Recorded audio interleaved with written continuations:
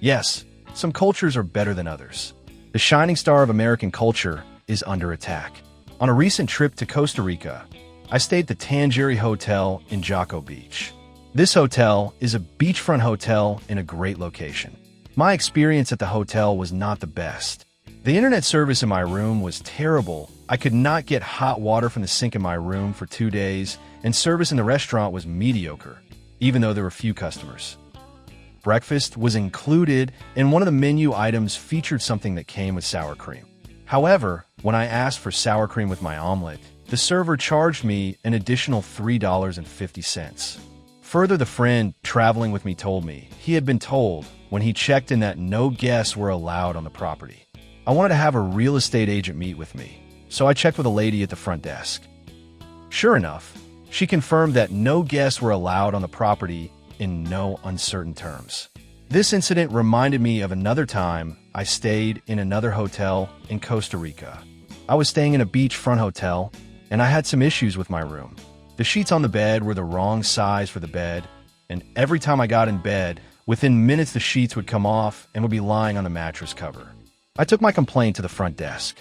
Nothing was done. I complained again. Still nothing done. I complained to the housekeeper. Still no action. Finally, I went to the front desk again. A new manager was on duty. I explained the problem to him. Right away, he contacted housekeeping, and then he came up and supervised while the housekeeper found the right size sheets and made the bed. Over the course of a couple of days, I watched this young man, and he seemed super efficient, organized, and effective compared to his counterparts. I bumped into him in the restaurant getting coffee, and I asked him if he was the owner. He laughed and shook his head. So I said, "Well, maybe one day you can buy your own hotel. You certainly are a great manager." He told me that would never be possible. You see, all the hotels were owned by a small group of rich people, most of whom owned the land for generations. He explained that none of them would ever sell to him, and if on the off chance he did find someone to sell to him, no bank would ever finance the transaction, and no investors would ever put money up to help him get started. Now I'm going to say something that is going to get the academics who read this article mad. I love Costa Rica. I have been there many times, and I love the people. They are kind, friendly, and helpful. However, the people in Costa Rica, and therefore the country, are hindered by the culture. Why will this get the academics mad? Because the academics believe in something called multiculturalism. What is multiculturalism? A paper published by Stanford University describes it as follows. The term multicultural is often used as a descriptive term to characterize the fact of diversity in a society. But in what follows, the focus is on multiculturalism as a normative ideal in the context of Western liberal democratic societies. While the term has come to encompass a variety of normative claims and goals, it is fair to say that proponents of multiculturalism find common ground in rejecting the ideal of the melting pot, in which members of minority groups are expected to assimilate into the dominant culture. Instead, proponents of multiculturalism endorse an ideal in which members of minority groups can maintain their distinctive collective identities and practices. Note that the definition suggests that multiculturalism rejects the idea of a melting pot in which members of minority groups assimilate into the dominant culture. So, let's look at that concept just with respect to the 2 hotel examples I gave for my trips to Costa Rica.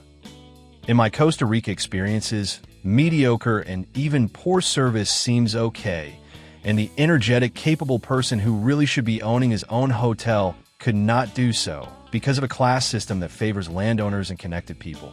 If you compare those 2 cultural issues, they are both diametrically opposed to the cultural values of the United States. In the U.S., we reward good customer service, and we reward people who are industrious and work hard.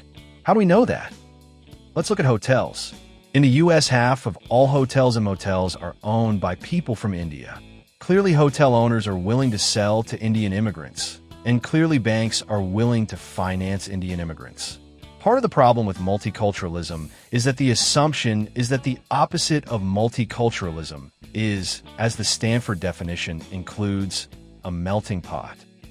The melting pot concept, as Stanford explains, requires that members of minority groups are expected to assimilate into the dominant culture, implying that is somehow a bad thing. If that is the definition of a melting pot, then that is not a good description of the United States. The United States is not a melting pot, but it is an adaptive culture. What I mean by that? There is an American culture, and it is the dominant culture. But I'm not so sure that minority groups are expected to assimilate into that dominant culture. If we expected minority groups to assimilate into the dominant culture, why would we have election ballots available in 10 different languages? Wouldn't we expect those people who don't speak English to learn English so they can vote? There are too many other examples to even bother noting them. Two things happen in the United States that differ from many other countries. First, the American culture is adaptive. What does that mean? It means while people do assimilate some of what is American culture is open to the best practices from all cultures. From our choices of food to choices of entertainment, to the language we learn, to the healthcare practices we employ, our culture is adapting and is ever evolving. Second, rather than us expecting minorities to adopt American culture, I think many people who immigrate to the United States are interested in and excited about adopting various aspects of American culture. I know as an immigrant, I certainly was. Millions of people have come to the United States from other countries where the culture in those countries had aspects that in comparison to American culture were not that good, as my example of the culture in Costa Rica, whereby a top performer could not rise through the ranks to buy and run his own hotel. The beauty and strength of America is not that it is a melting pot and not its diversity of cultures. The beauty and strength of America is its unity. It is that people can come to America from around the globe, who speak different languages, who have different religions, who eat different foods, who celebrate in different ways, who have different customs, but who believe that freedom, liberty, and the American system can provide an environment that allows those people to prosper in ways they never could because of the restrictive culture in their homeland.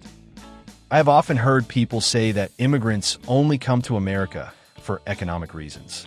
In other words, they can make more money in the United States than they can in their home countries. For some, that is true. I also have to think that many come to the United States not just for economic reasons. Remember, a large number of illegal immigrants here are claiming political asylum. But because they see that the dominant American culture, freedom, liberty, equal opportunity, limited government, individualism, is better than the culture from whence they came. The sad part is that while many of these immigrants come here celebrating the foundational elements of American culture, many of the people who were born and raised in the United States and whose ancestors were born and raised in the United States are abandoning many of the very principles of American culture that are determinants of America's success. We now have a class of educated elites who have infiltrated our political class and our bureaucracy, who see the founding principles of America as irrelevant and who paint a picture of a world in which the citizen is a vassal of the state, and the state mandates, controls, prohibits, and encourages behavior of the individual based on the state's view as to how society should be orchestrated. If that culture replaces the American culture, the United States is doomed.